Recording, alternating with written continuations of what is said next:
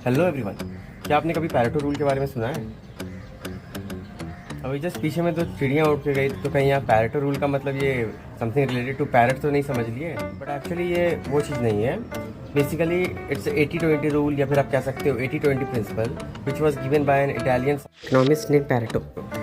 And according to this rule 80% result जो होते हैं वो आते हैं हमारे सिर्फ 20% ऑफ द एफर्ट्स, और जो बाकी हमारे 80% एफर्ट्स होते हैं ना, वो सिर्फ रिमेनिंग 20% रिजल्ट को कंट्रीब्यूट करते हैं। This can be easily understood अगर आप एक स्टूडेंट हो या फिर आप एक वर्किंग प्रोफेशनल हो, और सपोज करो एज ए स्टूडेंट अगर आपको 10 डेज का स्टडी लीव मिल जाता है बिफोर एन एग्जामिनेशन, तो क्या होता है, पहला 8 दिन हम लोग ये सोचते रह जाते हैं कि ये करेंगे वो करेंगे, प्लानिंग प्रिपरेशन, बट हम लोग नहीं कर पाते हैं। We hardly cover 20% of the syllabus.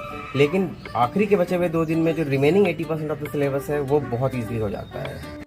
In fact हमारी रियल लाइफ में भी ना, हम जो मेजॉरिटी ऑफ द प्रॉब्लम या majority of the tension face करते हैं, वो एक्चुअल में क्या होता है, वो एक बहुत छोटे से पार्ट का, that is 20% of the act के कारण हम 80% ऑफ द टाइम अपना वेस्ट करते हैं उस प्रॉब्लम को सोचने में या टेंशन लेने में।